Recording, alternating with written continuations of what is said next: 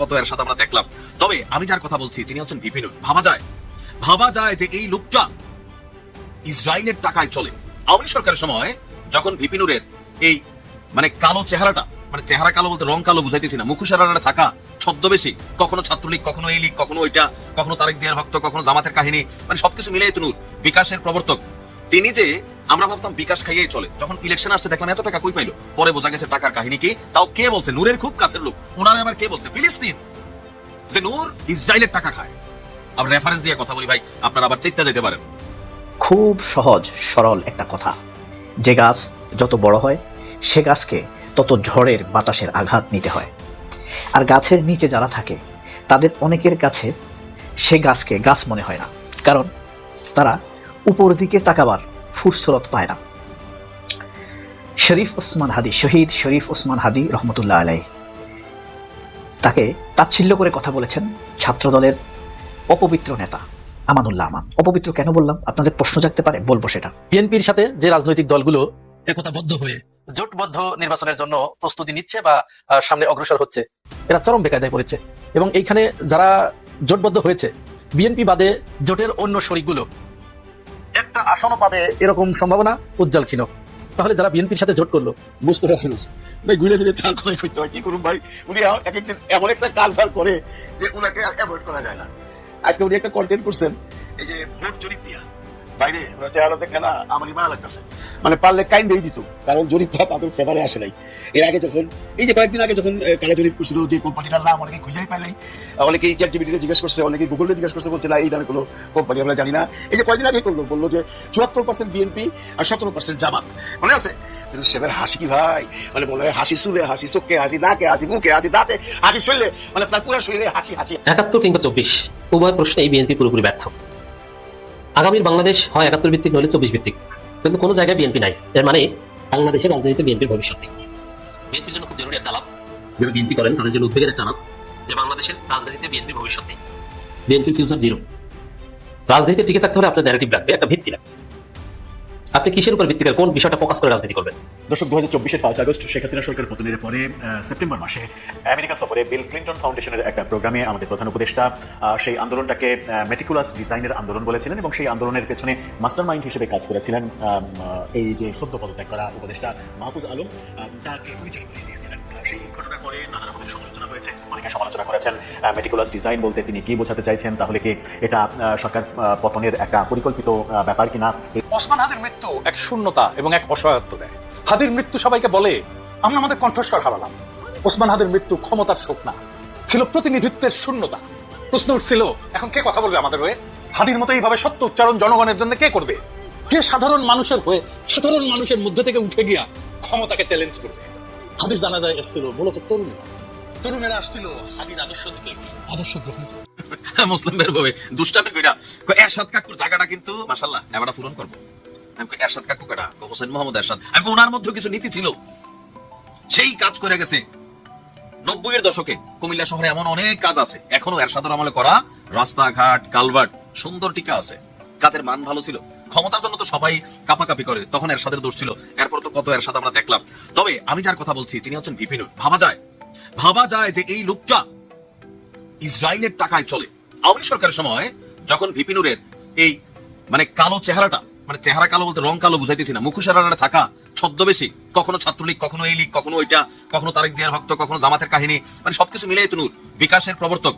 তিনি যে আমরা ভাবতাম বিকাশ খাইয়েই চলে, যখন ইলেকশন আসছে দেখলাম এত টাকা কই পাইলো, পরে বোঝা গেছে টাকার কাহিনী কি। তাও কে বলছে? নূরের খুব কাছের লোক, ওনারে আবার কে বলছে? ফিলিস্তিন, যে নূর ইসরায়েলের টাকা খায়। আবার রেফারেন্স দিয়ে কথা বলি ভাই, আপনারা আবার চেষ্টা যেতে পারেন। গণ অধিকার পরিষদ থেকে চলে যাওয়ার প্রসঙ্গে ডক্টর রেজা কিবরিয়া বিস্ফোরক মন্তব্য করেছেন যে যেই দল ইসরায়েলের টাকায় চলে সেই দলে আমি থাকতে চাই না। সম্প্রতি তিনি একটা বেসরকারি টেলিভিশনকে এই বক্তব্য দিয়েছেন। তো বিভিন্ন সময়ে তিনি কেন দল বদলান রেজা কিবরিয়া, তিনিও আরেক মনে করলেন যে রঙ্গিলা মাস। তো তিনি বলছেন যে আমি গণফোরামে ছিলাম, এটা ঠিক, কিন্তু ওখানে বিভিন্ন কোন্দল হচ্ছিল, এটা নিয়ে আমি সেখান থেকে সরে আসছি। আর গণ অধিকার পরিষদের তার বক্তব্য যে গণ অধিকার পরিষদ থেকে জাফরুল্লাহ চৌধুরী সাহেবের কথায় ডক্টর জাফরুল্লাহ চৌধুরীকে সম্মান করতাম। তো কিছুদিন ওইখানে ছিলেন, এরপরে তারা যখন টের পেলেন যে ভিপি নূরের এই গণ অধিকার পরিষদ ইসরায়েলিদের অধীনে চলে, এটা তিনি মানতে পারেন নাই। বিষয়টি তার আগে জানা ছিল কিনা, না, তিনি বলেন আগে জানতেন না। তো কবে জানলেন? বললেন যে মিটিং এর তথ্য প্রকাশ হয়ে গেল মিডিয়াতে, তারপরে ফিলিস্তিনের রাষ্ট্রদূত বলল তার সঙ্গে 3টা জায়গায় ইসরায়েলি গোয়েন্দা সংস্থা মোসাদের মিটিং হয়েছে। ফিলিস্তিনের রাষ্ট্রদূত যদি ভিপি নূর নিয়ে এই কথা বলে আর রেজা কিবরি নিজে সাক্ষ্য দিচ্ছেন, এরপর যদি আপনাকে নূর ভাই এই আর কি ইমান থাকে না। রেজা কিবরিয়া বললো, আমি ভাবতাম তিনিও দলবদলবাজ, তিনিও বলতে পারেন, কিন্তু যখন ফিলিস্তিনের রাষ্ট্রদূতের প্রসঙ্গ তিনি আইনা বললেন 3টা জায়গায় মোসাদের সাথে ভিপি নূর মিটিং করছে। আচ্ছা, বাংলাদেশের একটা খেলোয়াড় নূর, তার সাথে ইসরায়েলের কি স্বার্থ থাকতে পারে এই দেশের ধান্দাবাজি অথবা দেশের ইসলামিক জনতাকে বা মানে থাকে না ভিতরের ভালো কিছু তো না, অবশ্যই খারাপ কিছু। আর এই যে নূরের সম্পদের যখন আমরা এবার হলফনামায় দেখলাম, তার মানে কি কালো ব্যাগ ভর্তি যে টাকা, ইলিয়াসও কিন্তু বলছিল যে তখন বলছি না, আসলে সবগুলাই কিন্তু ধান্দাবাজ। প্রকাশিত হওয়ার আগ পর্যন্ত সবাই ভালো, আপনি কারে খারাপ বলবেন? এই রাষ্ট্রে বিক্রি করে দেওয়ার প্ল্যান করে এই রাষ্ট্রে ইসরায়েলের এজেন্ট হয়ে রাজনীতি করে মানা যায়? আমার মনে হয় এই নিউজ দেখার পরে বিএনপির উচিত তাৎক্ষণিকভাবে ভিপি নূরকে মনোনয়ন থেকে প্রত্যাহার করে নেওয়া। বিশ্বাস করেন ওই আসনে যারাই দেন, এমনি তো বিএনপি বিদ্রোহ করছে নূরের আসনে, গলা চিপা 10 মিনিটে যে এই উইরা আসা জুইরা বাসা পাখি আমরা চাই না, আমাদের লোকাল নেতা আছে তারই দেন। ভিপি নূর আপনি কি বলবেন? সারাদিন পুরো বাংলাদেশে গাইল লেছেন আপনি, আজকে আপনি নিজে সেই গালির খাতায় উঠে গেছেন টাকার লোভে। আপনি ইসরায়েলের মোসাদের সাথে মিটিং করছেন। ভাই কি এমন কাজ আপনার? সৌদি হলেও বুঝতাম, পাকিস্তান হলেও বুঝতাম, ইসরায়েলের সাথে ওয়াই? এই জবাব আপনাকে দিতে হবে। এখন আপনি বলবেন কি একটা মহল রেজা কিবরি আমার বিরুদ্ধে, এগুলোতে বলবেন, আপনারা এগুলো খেলবেন, কিন্তু আমাদের যা বোঝার আমরা বুঝা নিচ্ছি। নতুন যারা রাজনীতিতে আসতেছে কার যে কি অবস্থা তলে তলে আল্লাহ ভালো জানে। আল্লাহ দেশটারে হেফাজত রাখো। আসসালামু আলাইকুম। খুব সহজ সরল একটা কথা, যে গাছ যত বড় হয় সে গাছকে তত ঝড়ের বাতাসের আঘাত নিতে হয়। আর গাছের নিচে যারা থাকে তাদের অনেকের কাছে সে গাছকে গাছ মনে হয় না, কারণ তারা উপর দিকে তাকাবার ফুরসত পায় না। শরীফ ওসমান হাদি, শহীদ শরীফ ওসমান হাদি রহমতুল্লাহ আলাইহ, তাকে তাচ্ছিল্য করে কথা বলেছেন ছাত্রদলের অপবিত্র নেতা আমানুল্লাহ আমান। অপবিত্র কেন বললাম আপনাদের প্রশ্ন জাগতে পারে, বলবো সেটা। সত্যিকারে অপবিত্র। তো এই আমানুল্লাহ আমান বলছে শরীফ ওসমান হাদিকে তাচ্ছিল্য করে 5 আগস্টের আগে তার একটি ভিডিও দেখান, কোনো অবদান নেই 5 আগস্টে। এটার তীব্র প্রতিবাদ করেছেন শহীদ শরীফ ওসমান হাদির বিবি তার ফেসবুক স্ট্যাটাসে। তিনি সেখানে বলেছেন তিনি না ছাত্রলীগ, না আওয়ামী লীগ, না ছাত্রদল, না শিবির, কোনো কিছুই করতেন না। এ কারণে এরা তাকে চিনে না। শরীফ ওসমান হাদি কি কি ছিলেন, তিনি কেমন ছিলেন, তার লক্ষ্য উদ্দেশ্য কি ছিল, এই বিষয় নিয়ে কথা বলেছেন, আপনাদেরকে পড়ে শোনাবো। সম্প্রতি একটি টক শো হয়েছিল আপনার এই ছাত্রদলের অপবিত্র নেতা আমানুল্লাহ আমানের সাথে আপনার ছাত্রদলের ছাত্র শিবিরের সেক্রেটারি সুদর্শন সেক্রেটারি সিবগাতুল্লাহর সাথে। এটা ছিল জিটিভির। অনুষ্ঠানটা উপস্থাপনা করেছে গাউসুল আজম বিপু। আমরা সামান্য কয়েক সেকেন্ডকে একটু দেখব নাকি না দেখি? এই হলো ছাত্রদলের অপবিত্র নেতা আমানুল্লাহ আমান। সেই শহীদ শরীফ ওসমান হাদিকে তাচ্ছিল্য করে কথা বলেছিল। একে অপবিত্র বলেছি এই কারণে, সে এক ধর্ষণে ধরা খাইছিল। এক মেয়ে তার বিরুদ্ধে সরাসরি তারেক রহমানের কাছে ভিডিও বার্তা পাঠাইছে তার ব্যাপারে। শুনুন তার কথা। ওসমান হাদি আবিষ্কার হয়েছে তো 5 তারিখের পরে ভাই। 5 তারিখ আগে ওসমান হাদিকে আমরা অন করি না, লেট মি সে প্লিজ। এটা আবার একটা কন্ট্রোভার্সি চলে আসবে যে হ্যাঁ ওসমান হাদিরে ডিসঅন করছে, বিষয়টা তা না। ওসমান হাদিরে ঘটনার সাথে সাথে আমরা মিছিল বের করেছি, বিক্ষোভ করেছি, সব জায়গাতে আমরা ছিলাম। আমাদের সাংগঠনিক অভিভাবক তারেক রহমান বাংলাদেশে এসে তার আপন ভাইয়ের কবরে যাওয়ার আগে হাদির কবরে আসছে। সুতরাং আমরা ওসমান হাদিকে যে অন করি এটা বলার কিছু না। ওসমান হাদি বলেছে যে বেগম খালেদাকে আপনি ওসমান হাদির একটা ভিডিও ক্লিপ দেখান না, কোথাও দেখাতে পারবেন না। আছে ভাই, আপনি বলি না হাসিনার বিরুদ্ধে তখন কে কোন বিপ্লবী ছিল আমরা জানি তো। এই বক্তব্যের সাথে অপোজ করলাম না, আপনি এসে করবেন না। উনি যখন রাজপথে ছিলেন তখনকার বক্তব্য এসে জুলাই আন্দোলনে যখন রাজপথে সবাই নেমে গেছে তখন তো অনেক বড় বড় অসংখ্য কবিতা আছে, তার গল্প যে অবস্থা 5 আগস্টের আগে কে কোথায় ছিল সে জানে না। অথচ ওসমান হাদি সেই 18 তারিখ থেকে মগবাজার আপনার এই বিটিভি ভবনের এই দিকে রামপুরা পুরো এলাকাতে সে উদ্দীপনা ছিল। লুঙ্গি পরে, কখনো পায়জামা পরে, কখনো 3 কোয়ার্টার পরে পর্যন্ত তিনি গেছেন। অনেককে তার বাড়িতে আশ্রয় দিয়েছেন। তার আশেপাশে লোক মারা গেছে, এটা তো এখন না। শরীফ ওসমান হাদি যখন ছিলেন তখন আর যে কিবরিয়ার শোতে সাক্ষাৎকার দিয়ে বলছে না তার পাশের লোক মারা গেছে, সেটাও তো শুনতে পারতো এই বদমাইশ। এটা সে জেনে শুনে বলছে আলোচনায় আসার জন্য এবং ভারতের কাছে প্রিয় হওয়ার জন্য। এই কারণে শরীফ ওসমান হাদির স্ত্রী ফেসবুক স্ট্যাটাসে এটার বিরুদ্ধে প্রতিবাদ জানিয়েছিলেন। আসলে আমরা এটা শুনি আসলে তিনি একটু কি বলেছেন তার ফেসবুকে। আপনারা এটা একটু শেয়ার করেন, তাহলে আপনারা বুঝতে পারবেন। শরীফ ওসমান হাদির স্ত্রী কিন্তু একদম সামনে আসে নাই, কিন্তু এটা তার কত কষ্ট লাগছে তার স্বামীর ব্যাপারে এই কথাটা বলছে। শুনুন, ছাত্রদল নেতা আমান বললেন 5 আগস্টের আগে ওসমান হাদির একটা ভিডিও ক্লিপ দেখান তো, এই একটি বাক্যই আসলে সব বলা হয়ে গিয়েছে। অর্থাৎ তোমরা কোন লেভেলে শ্রদ্ধা করো, কোন লেভেলে ভাবো, এটা বলা হয়ে গেছে। তাচ্ছিল্য, অবজ্ঞা আর ক্ষমতার অহংকার সব একসাথে। সত্যি বলতে কি 16 জুলাইয়ের এই ক্লিপটাই ওসমান হাদির জুলাই বিপ্লবের একমাত্র দৃশ্যমান দলিল। 16 জুলাই বুঝেন আপনি, 18 তারিখ থেকে তো পুরো মাঠে সে। আরও কিছু ভিডিও ছিল জাবেরের কাছে, কিন্তু ইন্টারনেট শাটডাউন করে যখন রাষ্ট্রীয় ক্র্যাকডাউন চালানো হয় তখন মুছে গিয়েছিল। হ্যাঁ, আমানুল্লাহ ঠিকই বলেছে, 5ই আগস্টের আগে ওসমান হাদি কেউ ছিলেন না, তাকে কোনো নেতা, তার কোনো নেতা ছিল না, তিনি কারো নেতা ছিলেন না। তিনি একজন শিক্ষক, একজন কবি, একজন মানুষ, এবং নিজের চেষ্টায় তার স্ত্রী, যিনি অন্তঃসত্ত্বা স্ত্রীকে নিয়ে নিজের জীবনটা বাঁচানোর জন্য চেষ্টা করেছিলেন। এখন আসি তুলনায়। আপনারা বলছেন 17 বছর লড়াই করেছেন, রাজপথে কাঁপিয়েছেন, ফ্যাসিস্ট পতন ঘটিয়েছেন। ধরে নিলাম আপনাদের আবেদন ভুবনজয়ী। আপনারা যখন রাজপথ কাঁপাচ্ছেন তখন হয়তো ওসমান হাদি ক্লাস নিচ্ছিলেন, শিক্ষার্থীদের পড়াচ্ছিলেন, কবিতা লিখছিলেন, নিজের মতো করে জীবনযাপনের চেষ্টা করছিলেন। কিন্তু যে জায়গায় আপনারা বারবার ধাক্কা খাচ্ছেন সেটা হলো ওসমান হাদির কোনো রাজনৈতিক অ্যাফিলিয়েশন ছিল না। না তিনি ছাত্রদল, না তিনি ছাত্রলীগ, না তিনি শিবির, না অন্য কোনো দল। আজ পর্যন্ত যদি কেউ 5 আগস্টের আগে ওসমান হাদিকে কোনো রাজনৈতিক দলের সঙ্গে সংশ্লিষ্ট দেখাতে পারেন, কাগজে কলমে, ছবিতে, ভিডিওতে নিজ উদ্যোগে ক্ষমা চেয়ে মুখ বন্ধ করে দেব। বাংলাদেশের সর্বোচ্চ গোয়েন্দা সংস্থাকে কাজে লাগিয়েও যদি প্রমাণ আনতে পারেন আনুন, তিনি তার জীবদ্দশায় কোনো দলের কর্মী ছিলেন না। এই কথাটা বলার মানে আপনাদের চোখে আঙ্গুল দিয়ে দেখানো রাজনীতির বাইরে একজন মানুষ কিভাবে 5 আগস্টের পর এমন এক ইম্প্যাক্ট তৈরি করে গেলেন যার 17 বছরে আপনারা পারেন নাই। সুন্দর, কি চমৎকার কথা বলছেন। যে কোনো রাজনৈতিক দল করে নাই জীবনে, এরকম একটা মানুষ কিভাবে মৃত্যুর পর এত ইম্প্যাক্ট তৈরি করলো যা আপনারা পারলেন না। দুর্দান্ত ভাই, আপনি 17 বছর ধরে মানে ফ্লাইং কিক মারছে আমানুল্লাহ আমানকে, হাদির স্ত্রী, গুণবতী স্ত্রী। হাদি 2022 সালে রজস্রাবের রাষ্ট্রকবিতায় মুজিব হাসিনাকে স্বৈরাচার হিসেবে চিহ্নিত করেছিলেন। আপনি রাজপথ থেকে কি করেছেন? 2024-এর বইমেলায় প্রকাশ করেন লাভায় লাল শাক পূবের আকাশ, যেখানে কবিতায় কবিতায় বিদ্রোহ, প্রতিবাদ, বিপ্লব কথা বলে। আপনি রাজপথে কি করেছেন? আপনার কাজ তো রাজপথ ছিল, হাদির কাজ তো রাজপথ ছিল না। তিনি রাজনীতিবিদ ছিলেন না, তিনি শিক্ষক, কবি ছিলেন। তার স্ত্রী অন্তঃসত্ত্বা ছিল, তাই নিয়ে তিনি বাধ্যবাধকতার মধ্যে ছিলেন। তবু তিনি নেমেছেন, গুলির সামনে দাঁড়িয়েছেন, দেশকে নতুন করে স্বাধীন করার লড়াইয়ে শরীর রেখে গেছেন, আর স্বাধীনতার পর মানুষকে পথ দেখিয়েছেন। এখন প্রশ্ন, আপনি কি করেছেন? ধরাই দিছে। নিজেকে জিজ্ঞেস করুন, 17 বছর জাতির জন্য কি রেখে গেছেন? আপনার দলের নেতা কর্মীরা আপনাকে আর কয়দিন মনে রাখবে?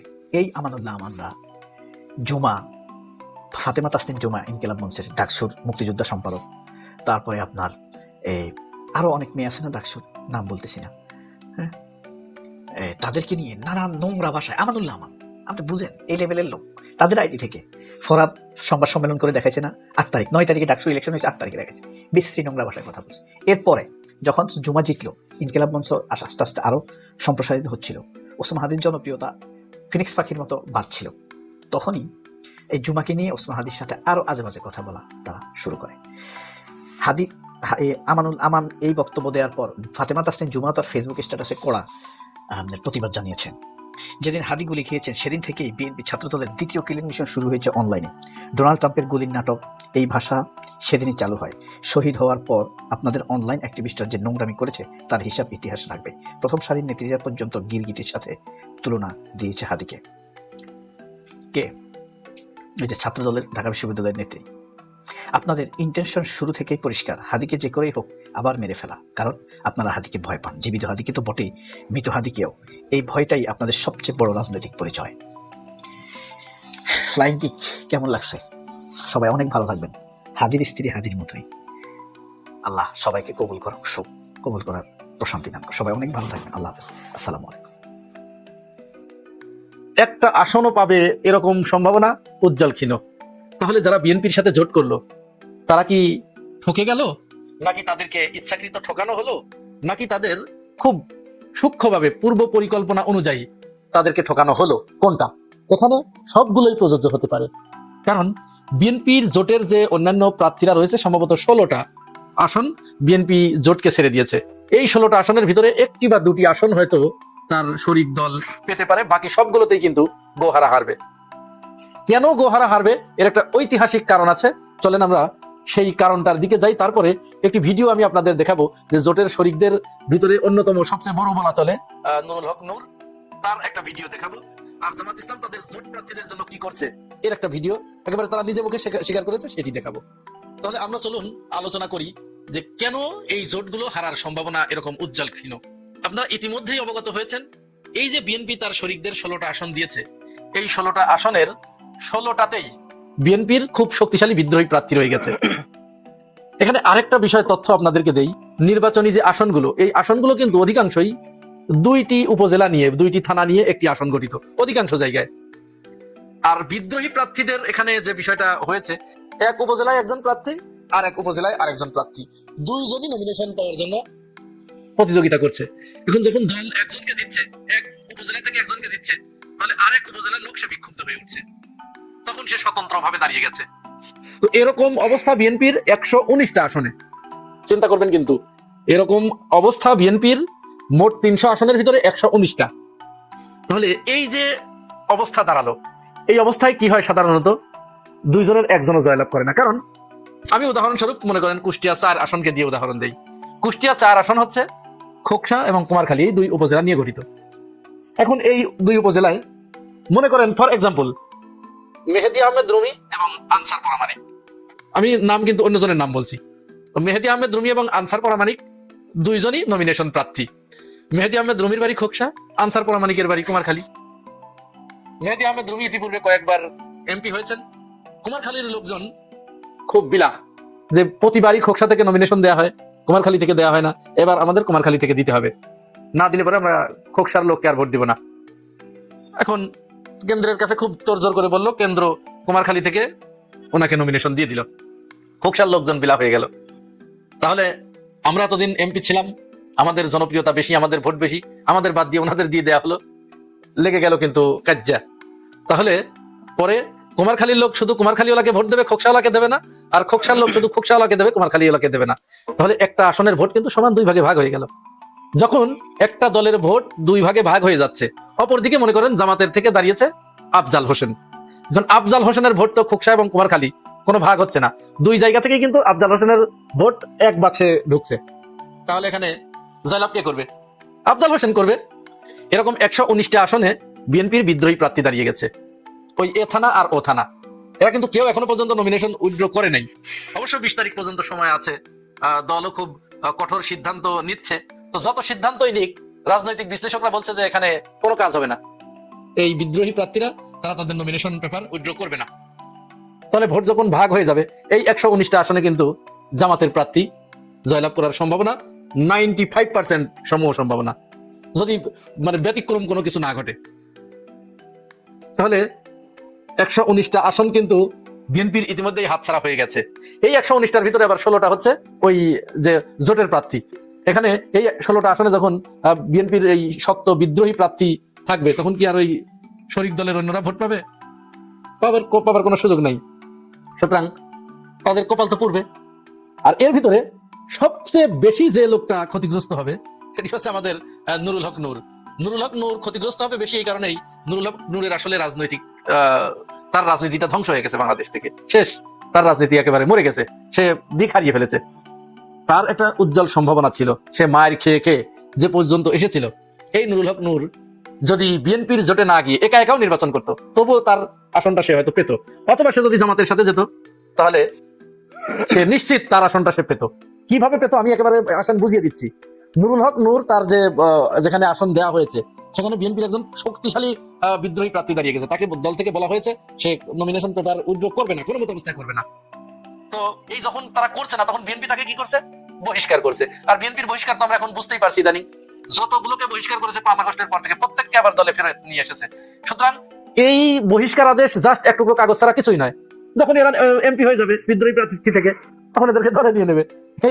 এটা জাস্ট একটা খেলা, এটা ওই বহিষ্কার খেলা একটা, তাছাড়া আর কিচ্ছু নয়। তাহলে নুরুল হক নূরের কপাল কিন্তু অলরেডি পুড়ে গেছে, একেবারে পুড়ে ছারখার হয়ে গেছে। এর ভিতরে নূরের যে সাধারণ সম্পাদক রাশেদ খান, ঝিনাইদহ থেকে সে বিএনপিতে যোগ দিয়ে নমিনেশন ভাগায় নিছে, ওটাও হারবে। এরপরে আমাদের এই যে ব্রাহ্মণবাড়িয়া 2 জন আছে, ব্রাহ্মণবাড়িয়া একজন আছে জুনায়েদ আল হাবিব, উনি হুজুর মানুষ আর কি, বেশি লোভ করতে গেছে, তো সে হারবে।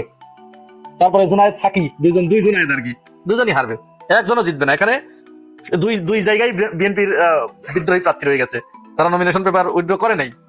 সুতরাং কি হচ্ছে বুঝতেই পারছেন। আর অপরদিকে তো রুমিন ফারহানা আছেই, রুমিন ফারহানা কে আমরা আগে যতই মন্দ বলি আর যাই বলি, সে কিন্তু এখন নমিনেশন না পেয়ে সত্য কথাগুলো সে এখন বলছে। এখানে রুমিন ফারহানা হয়ে যাবে, এমপি হয়ে যাবে। এরকম আরো এই যে ঢাকা সম্ভবত 12 আসনে বামপন্থী একজনকে দিয়েছে, সেখানেও বিদ্রোহী প্রার্থী আছে বিএনপি। সব জায়গায় 16টাতেই রয়েছে। ওই যে বললাম টোটাল 119টার ভিতরে বিদ্রোহী প্রার্থী, তাহলে 119টা তো এসেই গেছে। এবার চলেন ভিপি নুরুল হক নূর, সে একটা বক্তব্য দিয়েছে। আর আমাদের ঢাকা 8 আসনে এনসিপির নাসিরউদ্দিন পাটোয়ারি, সে একটা বক্তব্য দিয়েছে। ভিপি নূর যেখানে হাই হাই করছে যে আমি আগে জানলে এই কাজ করতাম না, আর নাসিরউদ্দিন পাটোয়ারি সেখানে জামাতের প্রশংসায় পঞ্চমুখ। জামাত কিন্তু কোনো জায়গায় বিদ্রোহী প্রার্থী দেয় নাই, এমনকি নিজের পকেটের টাকা খরচ করে জোটের প্রার্থীর জন্য দিনরাত উজাড় করে দিয়ে কাজ করছে।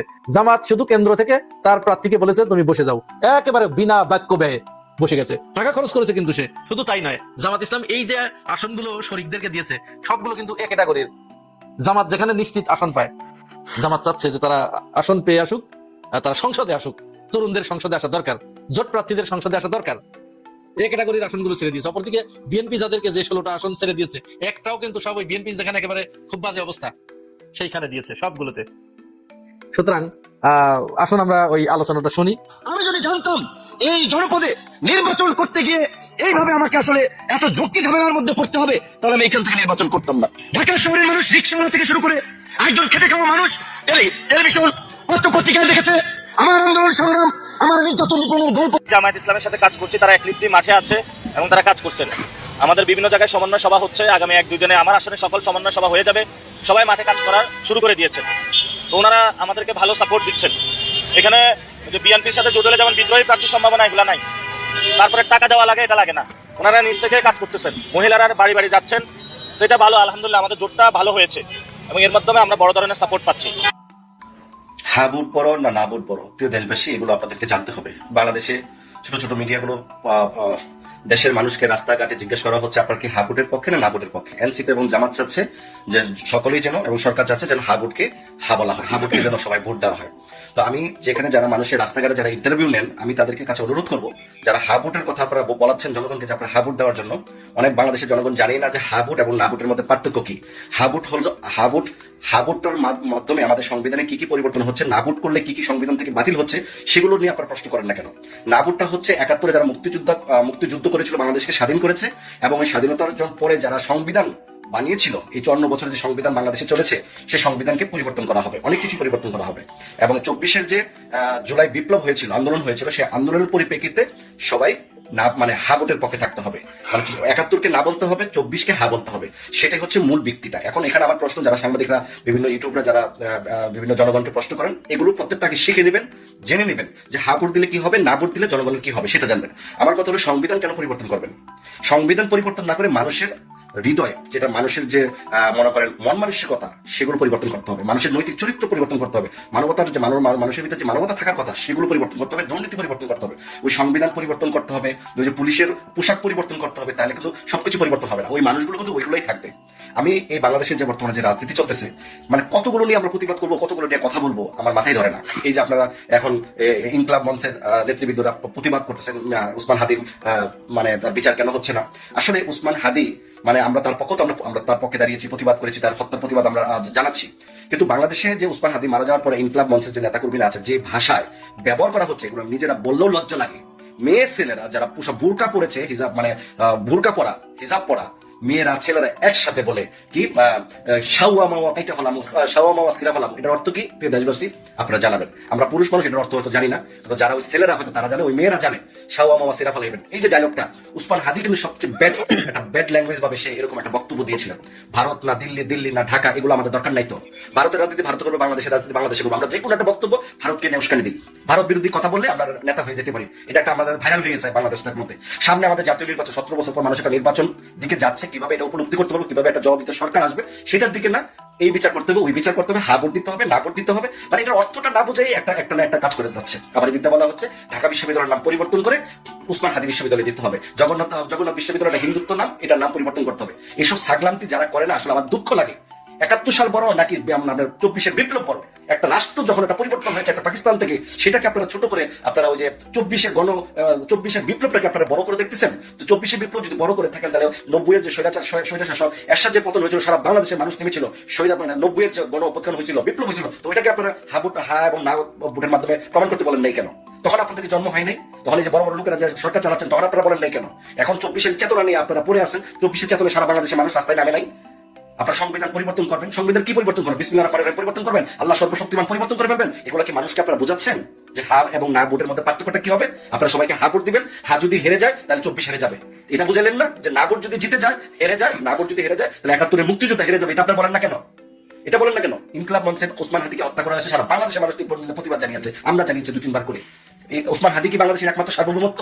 ওসমান হাদি ছাড়া বাংলাদেশে আর কোনো বীর মারা যায় নাই? লক্ষ লক্ষ মানুষ মারা যায় নাই? হাজার হাজার মানুষকে হত্যা করা হয় নাই? কয়টা মানুষের বিচার আপনারা করবেন? কয়দিন আগত ওই যে আপনার স্বেচ্ছাসেবক দলের একজন নেতাকে গুলি করে হত্যা করা হয়েছে। কই বিএনপি আন্দোলন করে সারা বাংলাদেশ জ্বালিয়ে পুড়ে ধ্বংস করে দিয়েছে, সরকারি ইকুইপমেন্ট ধ্বংস করে দিয়েছে, সরকারি প্রপার্টি ধ্বংস করে দিয়েছে। প্রিয় দেশবাসী, আমরা আবেগে অনেক কিছু করি, আমরা মনে করি এগুলো আন্দোলন সংগ্রাম করা হচ্ছে এটা নির্বাচনকে ধ্বংস করার জন্য। অনেকে সরকারও চাচ্ছে যে এরকম ভাবে আন্দোলন যদি উশৃঙ্খল বিশৃঙ্খল সৃষ্টি করতে পারে, নির্বাচন না করলে আমরা সরকার কিন্তু থাকবো। এটা কয়েকটা দলের জন্য ভালো, কারণ তাদের তো ইউনিয়ন ওয়ার্ড পর্যায়ে তাদের কোনো কমিটি নেই। তারা স্বপ্ন দেখতেছে আগামীতে 300 আসন নিয়ে তারা সরকার গঠন করবে, কে প্রধানমন্ত্রী হবে, সবাই জামাতের প্রধানমন্ত্রী শফিকুর রহমান হবে, না হলে এনসিপির প্রধানমন্ত্রী নাহিদ হাসান হবে, সব পরিকল্পনা করে ফেলেছে। অথচ জনগণের সাথে তাদের সম্পৃক্তই নেই। এখন বিএনপি আসছে, বিএনপি জনপ্রতিনিধি দেখে মাথা খারাপ হয়ে গেছে। তারেক রহমানের বদনাম করা শুরু হয়ে গেছে, উনি 8 পাস খাম্বাচুর, এটা সেটা কত ধরনের বাজে মন্তব্য। অথচ তারেক রহমান প্রত্যেকটা নেতা কর্মীকে সম্মান করে যাচ্ছে। প্রিয় জনগণ, প্রিয় দেশবাসী, আপনারা একটু বুঝেন যে হা ভোটের পক্ষে কারা, না ভোটের পক্ষে কারা। না ভোট যারা দিবে তারা দেশের মানে বিপ্লবের বিপক্ষে, তারা দেশের জনগণ না। এই যে কথাগুলো আসলে এগুলো উস্কানিমূলক কথাবার্তা বলা হচ্ছে। আর একটা কথা কি বলা হচ্ছে যে বাংলাদেশে একনায়কতন্ত্র চলবে না, একতরফা নির্বাচন হবে না। আচ্ছা, আমি মনে করি এখন জনগণ যদি সুষ্ঠু ভোট দেয়, প্রশাসনের যদি নিরপেক্ষতা থাকে, সুষ্ঠু ভোটের মাধ্যমে যদি বিএনপি যদি 300 আসনই পায়, তাহলে আপনাদের চলবে কেন? জনগণ তাকে ভোট দিচ্ছে। জনগণ যদি এনসিপি 300 আসন দেয়, জনগণ দিচ্ছে। জামাত যদি 300 আসন পায়, জনগণ দিচ্ছে। এটা নিয়ে এত কি উস্কানি? খালি আপনাদের এত জলে কেন? আমি এনসিপি এবং শিবির জামাতকে বলছি, আপনাদের এত জলে কেন? কথায় কথায় একতরফা হবে না। মানে আপনারা যদি বলা হয় বিএনপির পক্ষ থেকে আমরা জাতীয় সরকার গঠন করবো, তাহলে এনসিপির 4-5 জন এমপি হতে পারবে, জামাতেরও হতে পারবে। ওই যে যারা জীবনে জনগণের সাথে সম্পৃক্ত নাই, যারা দল খুলেছেন, তারাও সংসদে যেতে পারবেন। হিরো আলম সংসদে যাবে, খায়রুল দেওয়ান সংসদে যাবে, ওই যে আপনার আরো আছে, ওই যে সিদ্দিক সুরা সংসদে যাবে, রিক্সাওয়ালা সুজন সংসদে বসবে, মানে জাতীয় সরকার হলে। কিন্তু জনগণের পাওয়ার নাই, তাহলে তো শেখ হাসিনা এগুলো করে দিতে পারতো। তাহলে আসেন আপনারা সবাই, আমি 200 সিট আমি পাবো, 100 সিট আপনাদেরকে দিয়ে আমরা জাতীয় সরকার গঠন করি, তখন তো বাংলাদেশের কোনো প্রবলেমই থাকতো না। আমরা তো জনগণ তো চেয়েছি গণভোট না, জনগণ চেয়েছি গণতন্ত্র ভোট। একটা জনগণের নাগরিকের অধিকার হচ্ছে একটা ভোটের মাধ্যমে তার পরিচয়। আমরা জনগণ ভোটের মাধ্যমে একটা জবাবদিহিত সরকার গঠন করবো, সেটা যে কোনো সরকারি আসুক না কেন।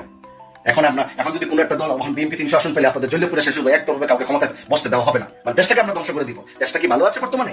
দেশটা ভালো? অনেকে তো এই সরকার আসার পর পেট বুঝা ফেলাইছেন, শত হাজার নেতাকর্মী কোটি কোটি টাকার মালিক হয়ে গেছেন। আমাদের ওসমান হাদিকে আমরা সম্মান করি, তার বক্তব্যকে আমরা জানি, তার প্রতিবাদী বক্তব্য ছিল। এরকম প্রতিবাদী বক্তব্য বাংলাদেশে অনেকে দিয়ে যাচ্ছে। এই যে ব্যারিস্টার ফুয়াদ কিন্তু দিছে, ওই যে খায়রুল দেওয়ান, যে জনকল্যাণ পার্টির চেয়ারম্যান, রাস্তার মধ্যে লাঠি দিয়ে বিভিন্ন দলকে হুঁশিয়ারি দিছে, ভারতকে হুঁশিয়ারি দিছে, সেও জাতীয় নেতা হয়ে গেছে। আর 17 বছর ধরে আমরা গুড়ার ঘাস কাটছি শেখ হাসিনার বিরুদ্ধে, দুর্নীতির বিরুদ্ধে। আমরা কোনো ব্যক্তির বিরুদ্ধে প্রতিবাদ করি না, শেখ হাসিনার বিরুদ্ধে প্রতিবাদ করছি না, দুর্নীতি, দর্শন এবং অনিয়মের বিরুদ্ধে আমরা প্রতিবাদ করে আসি, যেটা আমাদের নাগরিক অধিকার আমাকে দিয়েছে বাংলাদেশ। সবাই এটাই চেয়েছে। আমার কথা, গণতন্ত্র ভোটের মধ্যে যে যতটা আসন পাবে তার আসনই বৈধ হবে, যদি সুষ্ঠু নির্বাচন হয়। আমার জনের কথা না। এখানে যদি এনসিপি চাই 300 আসন নিয়ে আমার কোনো জনের দরকার আছে? জনগণ তাকে ভোট দিয়েছে, 300 আসনই থাকবে, অন্য কোনো দলের লোক সংসদে যেতে পারবে না। সেটা যে কোনো দলেরই হোক না কেন। অনেকের জলে কেন? বিএনপি জনপ্রিয়তা দেখে আপনারা জনগণের কাছে যান, আপনারা ওয়ার্ড কমিটি করেন, ইউনিয়ন কমিটি করেন, করে তারপর আসেন, লক্ষ লক্ষ কোটি কোটি লোক নিয়ে আমরা আন্দোলন করেন। 10 জন লোক নেই আপনারা সংসদে বসে যাচ্ছেন। এদিকে সাদিক কাইম ঢাকা বিশ্ববিদ্যালয়ের ভিপি, সেও ওই যে হান্নান মাসুদকে স্ট্যাটাস দেয়। হান্নান মাসুদের জনপ্রিয়তা উনি দেখেছেন, বাংলাদেশের জনগণ দেখাতে কারণে সাদিক কাইম দেখেছেন, এবং ওনাকে এমপি হবেই, মাস্ট বি, ওনারা সিলেকশন করে ফেলেছেন। হাতিয়াতে, ওই নোয়াখালী হাতিয়া নাকি ওনাকে অলরেডি হান্নান মাসুদ এমপি হয়ে গেছেন, তারা স্বপ্নে দেখতেছেন, তারা সিলেকশন হয়ে গেছেন। এবং নাসিরউদ্দিন পাটোয়ারি ঢাকা 8 আসনের এমপি হবেন, মিষ্টি খেয়ে বিরিয়ানি খেয়ে আব্বাসের বাসায় যাবেন। আমি যদি তাদের ভোটার করি, যাক ভোটার আমি বাদ দিলাম, হয়তো তারা হয়ে যেতে পারে। আল্লাহর কুদরতে জনগণ চাইলে সবকিছু সম্ভব। কিন্তু পাতলান্তি, বালফালান্তি আলাপ আপনারা এগুলো করেন কেন? ছোট ছোট শিশু বাচ্চাদেরকে, ওই যে ইনকলাব মঞ্চের একটা মেয়ে দেখলাম আজকে বক্তব্য দিল, শুনলাম যে আমরা ওই যে মিডিয়া মারা গেছে, এগুলো প্রচার, বিদেশ থেকে কে পদত্যাগ করবে, কোন নেতা বাংলাদেশে আসবে, এগুলো বালফালান্তির বক্তব্য আমরা শুনতে চাই না। ওই একটা ছোট্ট একটা মেয়ের সামনে ফোকাস বানিয়ে মানে বক্তব্য দেওয়াচ্ছে ইনকলাব মঞ্চ, বোঝাচ্ছে এই মেয়েটা তো ভালো করে নাক টিপ দিলে দুধ বাড়িয়ে যাবে, সে তাকে দিয়ে এগুলো ভাইরাল করতেছে। এগুলো সব মেয়েদের লেখাপড়া ভবিষ্যৎ নষ্ট করে দিচ্ছে। এগুলো বলা হচ্ছে অগ্নিকন্যা, অগ্নিযোদ্ধা, চুলাই যোদ্ধা। আরে ভাই, ওসমান হাদিকে সবাই সম্মান করেছে। ওসমান হাদির ব্যবহার কতটুকু খারাপ ছিল সেটা নিয়ে আপনারা আলোচনা করবেন না। শুধু ভালো দিক খালি প্রতিবাদ করলে হয় না, তার আচরণ কি শিখাচ্ছে ইনকলাব মঞ্চকে, যে এই ধরনের বাজেট বিহেভ করতেছে, যে ধরনের ভাষা ব্যবহার করতেছে, মানে খুব খারাপ ব্যবহার।